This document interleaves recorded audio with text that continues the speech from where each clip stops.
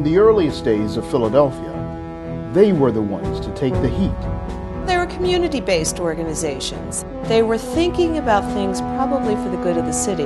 As the colonial city became an industrial melting pot, they changed with it. Small streets, pretty much everybody on top of one another. They ruled there, and anyone that came in had to deal with them.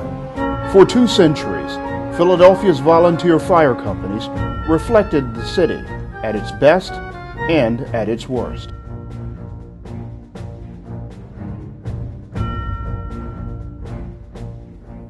In January of 1667, William Penn returned from Ireland to find his city, London, devastated by fire.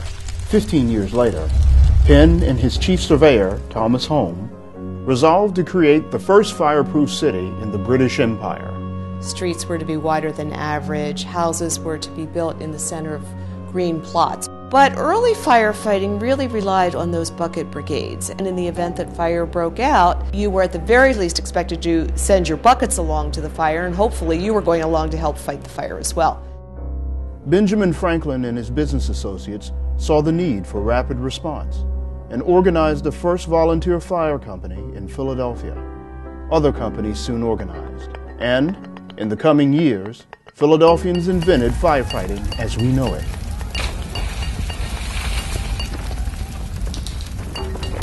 The first fire hydrant was invented in Philadelphia. The city grew rapidly, and fire companies became a central focus of neighborhood life. The most prominent citizens of Philadelphia all joined these companies. They all wanted to do public service, and it was like a duty for them. Eventually, it got more to the blue-collar guys, and some companies became very political.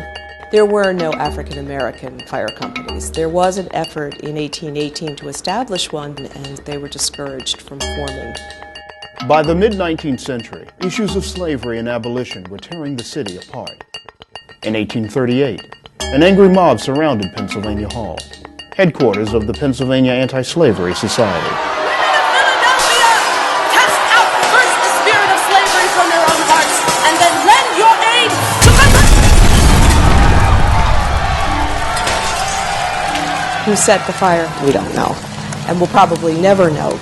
But when the fire companies arrived on the scene, water was played on surrounding buildings, and Pennsylvania Hall was allowed to burn. In the outlying neighborhoods of Southwark, Northern Liberties, and Kensington, religious tensions simmered between Irish immigrants and native-born Protestants. The firemen that would go out and light the fires in these churches just to draw the rivals to the location and start firing upon them or hit them with clubs and everything else. So it was really bad at one point.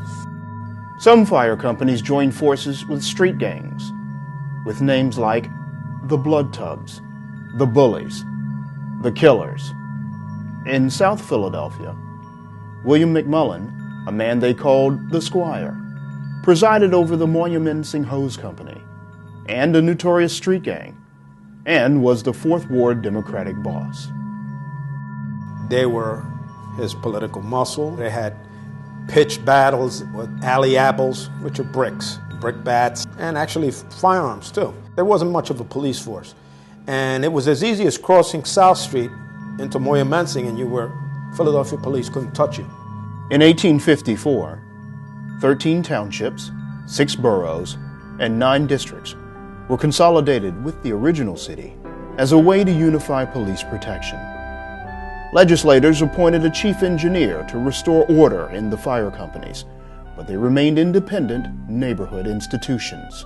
There was a lot of fighting, but they also protected the city. Philadelphia never had catastrophic fires like New York or Boston or San Francisco or Baltimore, and it was thanks to these guys. Firefighting was a dangerous job, and we have the names of 75 volunteer firefighters who died performing that job. And they were beloved by their various constituents. Everybody used to sup together or have supper together at the firehouse. It was a big ceremony. At the end of the Civil War, the fire companies threw a lavish, citywide parade. Firefighters love parades.